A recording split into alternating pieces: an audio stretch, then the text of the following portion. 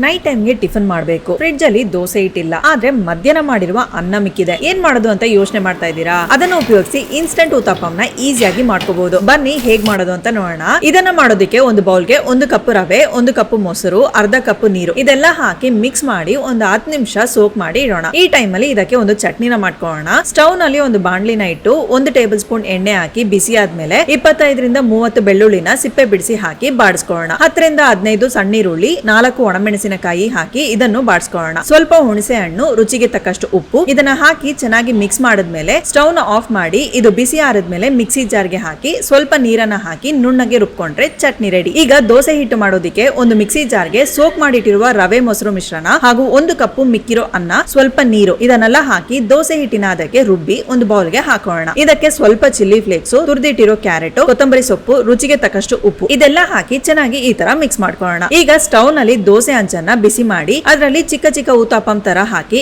ಎಣ್ಣೆ ಹಾಕಿ 2 ಕಡೆ ಬೆಂದ ಮೇಲೆ ತೆಗೆದ್ರೆ ತುಂಬಾನೇ ರುಚಿಯಾದ ಇನ್ಸ್ಟೆಂಟ್ ಉತ್ತಪ್ಪಂ ತಯಾರು. ಖಂಡಿತ ಇದನ್ನ ಮಾಡಿ ನೋಡಿ ಹೇಗಿತ್ತು ಅಂತ ಕಮೆಂಟ್ ಬಾಕ್ಸ್ ನಲ್ಲಿ ಕಮೆಂಟ್ ಮಾಡಿ. ಸೊ ಈ ವಿಡಿಯೋ ಇಷ್ಟವಾಗಿದ್ರೆ ಲೈಕ್ ಮಾಡಿ, ಫುಡಿ ಕನ್ನಡನ ಫಾಲೋ ಮಾಡಿ.